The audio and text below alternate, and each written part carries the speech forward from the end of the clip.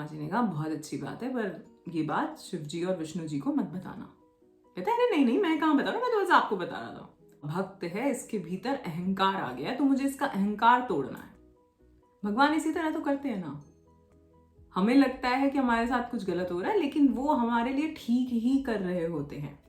एक गलती, एक छोटा सा आपका कर्म कितनी बड़ी रचना कर देता है, ये सोच लेना। एक ऐसा एक्सपीरियंस होता है जो हमारा टेस्ट होता है, और वहीं हम पटक के नीचे गिरते हैं।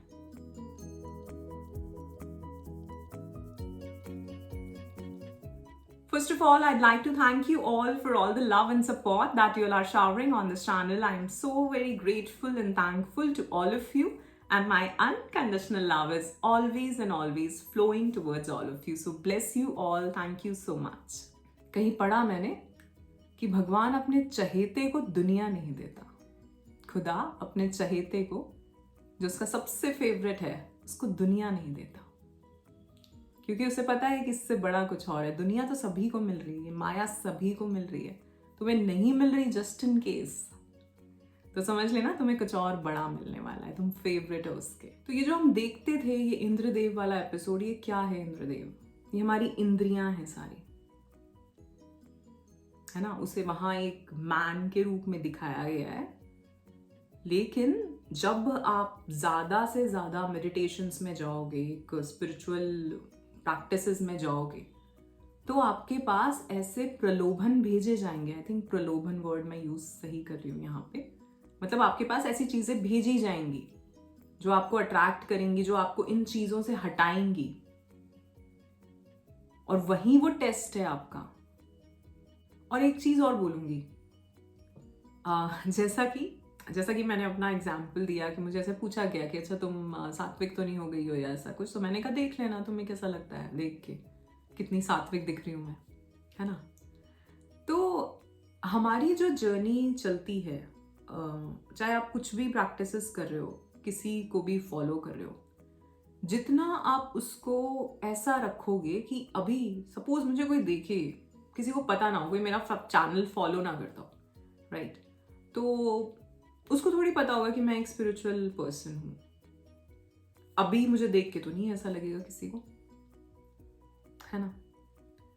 तो यहां तो आप लोगों को पता है, या जो लोग मुझे जानते हैं शायद उनको पता है, या जिन्होंने मेरे इन वीडियोस में बहुत कुछ सुना है उन्हें पता है, क्योंकि मेरा काम है, मुझे बात करनी पड़ती है, तो मुझे बताना भी पड़ता है कि हाँ ये मैं चीज करती हूँ, ये करती हूँ, मैं मेडिटेशंस करती हूँ, ये करती हूँ, वो करती हूँ, मैं इनको फॉलो करती हूँ। मैंने वो भी शेयर किया आप सभी के साथ।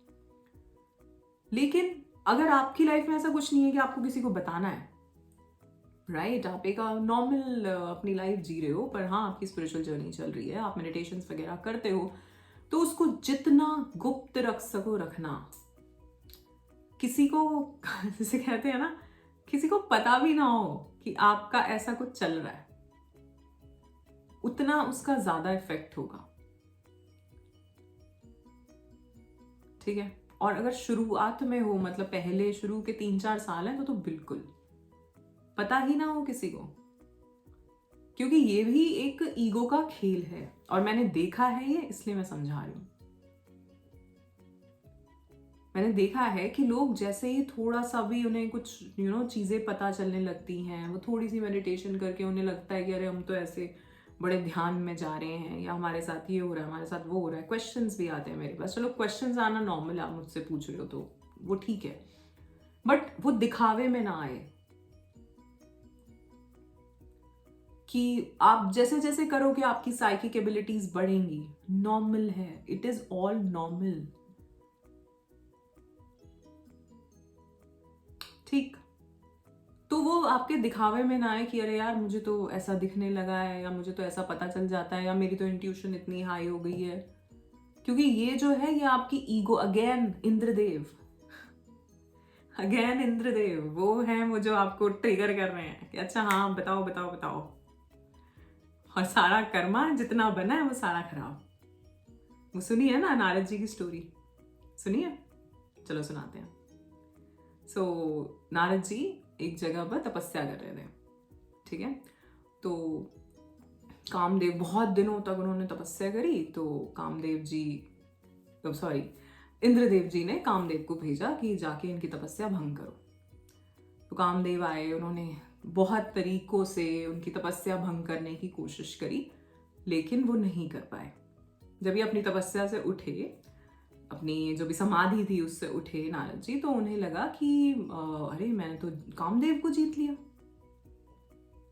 मैं तो बहुत बड़ा, मैं तो इतना मतलब वो हो गया कि मैंने कामदेव को जीत लिया। तो उन्होंने कहा ये तो बताने वाली बात है। तो वो गए कैलाश, उन्होंने शिव जी को बताने गए। अच्छा, अब एक बैक स्टोरी ये है कि वो जिस जगह पे तपस्या कर रहे थे नारद जी, वो जगह थी जहां पे भगवान शिव तपस्या कर चुके थे उस टाइम पे। और वो, अगर आपने स्टोरी सुनी हो कि जब माँ पार्वती ने दोबारा जन्म लिया था, तो वो उनकी वजह से शिव जी का जो तप था वो भंग किया गया था, जो कामदेव ने करा था। तो उनकी थर्ड आई ओपन हुई एंड जो कामदेव है वो भस्म हो गए थे। ठीक है, तो ये वो जगह थी। तो भगवान शिव ने कहा था कि यहाँ पे जो भी तपस्या करेगा उस पे कामदेव का असर नहीं होगा इस भूमि स्थल पे। तो ये वो जगह थी जहां पे नारद जी कर रहे थे, इसलिए कामदेव उनका कुछ नहीं बिगाड़ पाए। ठीक, बट नारद जी को ये ध्यान नहीं रहा या उन्हें पता नहीं था या क्या, तो वो फिर शिव जी के पास गए बताने। पहले ब्रह्मा जी के पास गए कि देखो आज मैंने तपस्या कर रहा था और कामदेव आए और मेरा कुछ नहीं कर पाए, मेरी समाधि नहीं तोड़ पाए। ब्रह्मा जी ने कहा बहुत अच्छी बात है, पर ये बात शिव जी और विष्णु जी को मत बताना। कहते अरे नहीं नहीं, मैं कहाँ बता रहा हूँ, मैं तो बस आपको बता रहा था। कहते ठीक है, पर कहाँ रुका जा रहा है। वो गए वहां से शिव जी के पास। तो उन्होंने कहा कि उन्होंने शिव जी को बताया कि प्रभु आज तो मजा आ गया, मैं ऐसे ऐसे तपस्या कर रहा था और देखो कामदेव ने आपकी तपस्या भंग कर दी थी, लेकिन मेरी नहीं कर पाए। शिव जी ने कहा नारद जी तो बहुत बढ़िया बात है, देखो पर आपने मुझे तो बता दी है, पर विष्णु जी को मत बताना। कहते नहीं नहीं प्रभु, मैं तो बस आप ही को बता रहा था, मैं कहाँ बता रहा हूं। तो फिर पर वो वहां भी नहीं रुके, तो फिर वो वहां से विष्णु जी के पास गए। ठीक है, उन्होंने विष्णु जी को बताया। तो विष्णु जी का बहुत बढ़िया बात है ये तो ये सब हुआ। उसके बाद अब विष्णु जी को तो उनका, क्योंकि उनको लगा कि अब जो ये मेरा भक्त है इसके भीतर अहंकार आ गया है, तो मुझे इसका अहंकार तोड़ना है। भगवान इसी तरह तो करते हैं ना, हमें लगता है कि हमारे साथ कुछ गलत हो रहा है, लेकिन वो हमारे लिए ठीक ही कर रहे होते हैं। तो उन्हें लगा कि अब तो ये अहंकार तोड़ना है मुझे इसका। तो जैसे ही नारद जी विष्णु जी के वहां से निकले, तो विष्णु जी ने एक नगरी बना दी, एक बहुत खूबसूरत नगरी क्रिएट कर दी। एंड वहां पे, मैं ये स्टोरी एकदम से सुना रही हूँ, मैं थोड़ा सा अटक भी सकती हूँ इसमें। सो वहां पे एक बहुत खूबसूरत युवती, ठीक है, बहुत खूबसूरत, एकदम मोहिनी रूप जो विष्णु जी का होता है वो। और नारद जी का, क्योंकि देखो अभी वो कितनी तपस्या करके आए हैं, वो कह रहे हैं कि कामदेव ने मेरी समाधि भंग नहीं करी, और वो उसकी तरफ अट्रैक्ट हो गए बहुत ज्यादा। तो उन्हें पता चला कि ये जो बंदी बोल रही हूँ तो उन्हें पता चला ये जो युवती है इसका विवाह होने वाला है और इसका वो होगा, क्या कहते हैं उसको। सो नारद जी इसकी तरफ अट्रैक्ट हो गए। तो उन्होंने पता लगाया, तो पता चला कि इसका तो स्वयंवर है। तो पहले तो वो वहां गए, उन्होंने उसका लड़की का हाथ देखा, उस राजा के घर पे गए, तो उसको बताया कि इसकी लाइफ में तो बहुत अच्छा वर लिखा है। तो राजा ने कहा कि जी मैंने तो इसी तरह एक स्वयंवर रखा है, और जो भी लड़का होगा, जो बेस्ट होगा, वो इसको वो ये चुनेगी लड़की। पहले के टाइम पे ऐसा होता था, आजकल तो हम कौन सी दुनिया में हैं, पहले ऐसा होता था कि लड़की चुनती थी कि उसको कौन सा वर बेस्ट लग रहा है। ठीक है, तो नारद जी को पता चला, नारद जी वापस गए विष्णु जी के पास, और उन्होंने कहा कि प्रभु ऐसा ऐसा है और मुझे लग रहा है कि मैं शादी कर लेता हूं, तो आप मुझे अपना रूप दे दो। तो भगवान ने कहा मेरा रूप? नारद कहता हाँ, अपना हरि रूप दे दो मुझे आप। तो भगवान ने कहा ठीक है, तथास्तु। तो जब वो गए, अब हरि का मतलब एक होता है बंदर, ठीक, तो भगवान ने उन्हें वानर रूप दे दिया। तो जब वो वहां जाके बैठे, तो उन्हें लगा कि सबसे पहले, क्योंकि मैं तो अब विष्णु जी जैसा लग रहा हूं, उनसे ज्यादा सुंदर तो कोई है नहीं, तो मैं सबसे आगे बैठ जाता हूँ, ये आएगी और मुझे ये माला डाल देगी। तो ये बैठे वहां पे, अब ये बंदर का रूप, सब लोग इन्हें देख के हंस रहे हैं, और वो लड़की भी, उसे भी थोड़ा गुस्सा आ गया और वो आगे निकल गई। तो उन्हें लगा कि शायद देखा नहीं होगा, तो वो और आगे जाके बैठ गए। तो वो और कुछ बोल के कि अपनी शक्ल देखी है, ऐसा कुछ कह के वो वहां से निकल गई। अब ये चीज देखने दो शिवगण भी आ गए थे। तो उन्होंने नारद जी को भेजा, नारद जी को बताया कि आप एक बार अपनी शक्ल जो है आईने में देखो। आईने या ना उस टाइम पे पानी था, जल में देखिए आप कैसे लग रहे हैं। तो नारद जी ने जब अपनी शक्ल देखी तो वो वानर रूप था। ऑफ कोर्स लड़की उसको कैसे पसंद करती, बहुत गुस्से में आ गए। तो वो वहां से गए सीधा विष्णु जी के पास और बहुत कुछ बोला। ठीक है, बहुत कुछ बोला। आपने कभी रामचरितमानस पढ़ी हो तो आपने शायद पढ़ा होगा कि बहुत कुछ बोला, कि आप ऐसे हो, खुद तो आप अब लक्ष्मी के साथ बैठते हैं और मैं नहीं बोलूंगी। तो बहुत कुछ बोला विष्णु जी को। विष्णु जी सुनते रहे, भगवान है, सुनते रहे।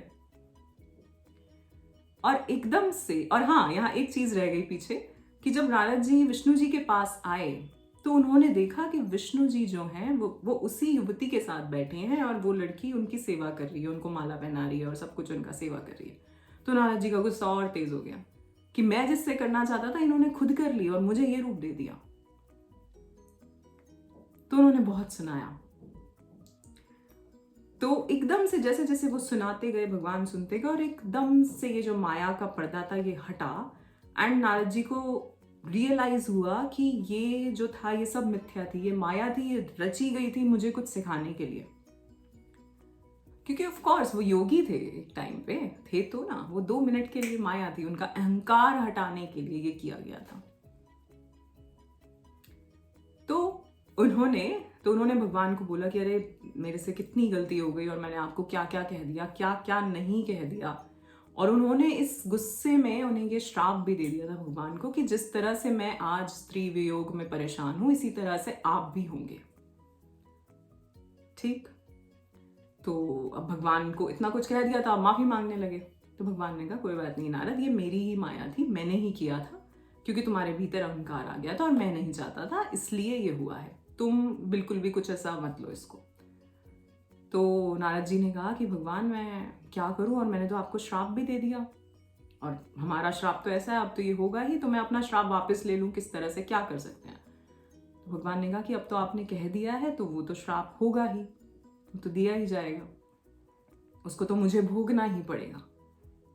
तो ये भी एक स्टोरी आती है स्त्री वियोग वाली, हालांकि इसमें और भी डिटेल्स हैं जिसमें मैं नहीं जाऊंगी, कि वो जो 2 शिव गण थे वो भी नारद जी के ऊपर हंसे थे, और वो ही आगे चल के उन्हें नारद जी ने श्राप दिया कि तुम राक्षस वंश में जन्म लो और तुम्हारा भगवान ही वो करेंगे। तो उस टाइम पे वो ही रावण और कुंभकर्ण बने थे आगे। ठीक है, और ये जो स्टोरी थी, जो श्राप था, इसी की वजह से जो राम जी सीता जी से अलग हुए, ये उसका एक पार्ट है, ये इस श्राप का एक पार्ट है, रीजन है। ठीक है, तो आप यहाँ अब इस कहानी से हम बहुत कुछ समझ सकते हैं। पहली चीज अहंकार, कि हमारा अहंकार हमें किस तरह कितना कहां तक ले जाता है, और दूसरा उसकी वजह से सिर्फ हम ही परेशान नहीं होते, बहुत सारे लोगों को उसका झेलना पड़ता है। ठीक है, एक जो रामायण बनी थी वो सिर्फ इसी के ऊपर नहीं थी, बहुत सारे लोग उसमें कनेक्टेड थे, जो पूरी स्टोरी है और सच है जो। और दूसरा, जब हम इस अहंकार में आते हैं तो भगवान हमारे टेस्ट भी लेता है, हमें उससे निकालने के लिए हमें किन्हीं सिचुएशंस में ले जाता है।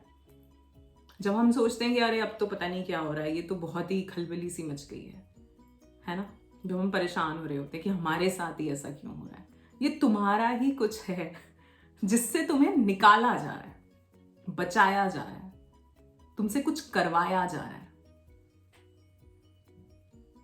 ठीक है, जब ये हुआ, जब भगवान वन में भटक रहे थे, सीता जी को ढूंढ रहे थे, रो रहे थे, तो उस टाइम पे नारद जी देख रहे थे और उन्हें लगा कि ये मेरा श्राप है जिसकी वजह से आज भगवान रो रहे हैं। तो वो नारद जी उनके पास आए, भगवान के पास, और उन्होंने बोला कि आप कुछ भी बताओ मुझे, मैं आपको ऐसे नहीं देख सकता, और आप बताओ मुझे कि मैं ये श्राप कैसे वापस लूं, मैं भोगूंगा इसको। तो भगवान ने कहा कि जब इस चीज को मैं नहीं भोग पा रहा, मुझे इतना दर्द हो रहा है, मुझे इतनी पीड़ा हो रही है, तो तुम कैसे इसको झेल पाओगे, मुझे ये बताओ।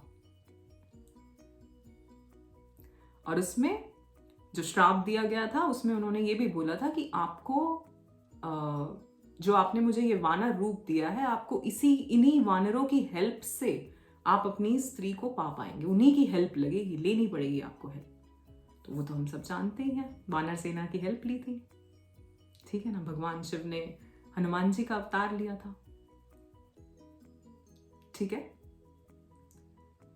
तो एक गलती, एक छोटा सा आपका कर्म कितनी बड़ी रचना कर देता है, ये सोच लेना। एक छोटा सा कर्म आपका, एक छोटा सा अहंकार आपका, जो कि उनको हुआ था कि मैंने कामदेव को जीत लिया, जिसको भगवान शिव भी नहीं जीत पाए, उनको मैंने जीत लिया। और भगवान क्या कर रहे थे? भगवान हेल्प ही कर रहे थे। ब्रह्मा जी ने भी कहा अरे मत बताना, शिव जी ने भी कहा अरे मत बताना, फिर भी बताया। तो फिर उन्होंने कहा कि अब तो निकालना पड़ेगा, नहीं तो ये और तो पता नहीं अहंकार में ही चले जाएंगे, अपनी जो सिद्धियां हैं, अपने जो ज्ञान है, जो योग जो इन्होंने पाया है, उसको भूल जाएंगे, है ना। और वही सब कुछ हमारे साथ भी होता है। एक तरफ तो हम अपनी जर्नी में बहुत आगे बढ़ रहे होते हैं, और एक तरफ एक ऐसा एक्सपीरियंस होता है जो हमारा टेस्ट होता है, और वहीं हम पटक के नीचे गिरते हैं। और तब हम सोचते हैं, अब वो भी पॉइंट है, वो भी टेस्ट है तुम्हारा, कि उस टाइम पे तुम कैसा फील कर रहे हो। उस टाइम पे तुम ये सोच रहे हो अच्छा ये कोई टेस्ट था, मैं इसमें कितना पास हुआ, 60%, 40%, 100%, या फिर तुम कोसने में चले गए और तुमने अपनी वाइब्रेशनल फ्रीक्वेंसी, अपनी पूरी कॉन्शियसनेस डाउन कर ली, या तुमने कहा ओके दोबारा से शुरू करते हैं, ठीक है। तो इसलिए मैं आपसे कह रही हूं कि अगर आप ऐसे किसी उसमें है कि आपको नहीं जरूरत किसी को कुछ बताने की कि आप क्या कर रहे हो, और इवन अगर आप स्पिरिचुअलिटी में नहीं भी हो, कुछ लोग अपना पूजा पाठ भी जैसे करते हैं उसको भी बहुत बताते हैं कि हम ये कर रहे हैं, हम वो कर रहे हैं, हम इतनी घंटे पूजा करते हैं। क्या जरूरत है आपको बताने की? जितना उसको गुप्त रखोगे उतना अच्छा है, आपके लिए भी, आपकी साधना के लिए भी। और दूसरा, अहंकार नहीं आएगा। वो अहंकार है आपका जो आपको छेड़ रहा है, जो ट्रिगर कर रहा है कि बहुत सिद्धि वाली, अब थोड़ा सा इसका टेस्ट लेते हैं। तो बचिए उससे, बचिए बताने से कि मुझे ये एक्सपीरियंसेस हो रहे हैं, बचिए बताने से कि मुझे ऐसा दिख रहा है, ऐसा सुन रहा है, मुझे तो बहुत कुछ पता चल जाता है, मेरी तो इंट्यूशन एकदम एप्ट हो चुकी है, ठीक है। और आपको खुद पता चल जाएगा आपकी एनर्जी कब कम हो रही है, आपकी शक्तियां कब कम हो रही है, खुद पता चल जाएगा आपको। तो तब अपना ये कंट्रोल कर लेना अपने आप को, और अपनी साधना बढ़ा देना, ठीक है। ये इस तरह से ही चलता है, ऐसे जैसे हार्ट बीट चलती है ना हमारी, ऐसे हम ऊपर नीचे होते रहते हैं धीरे धीरे। बट यही तो है, ऐसे ही तो निकलना है, हिचकोले खा खा के, ठीक है। All right, so that's it for today. आज के लिए इतना ही। आशा करती हूँ आपको ये वीडियो पसंद आया होगा। If yes, then do like, share and subscribe the channel. You are awesome, love yourself. Thank you so much.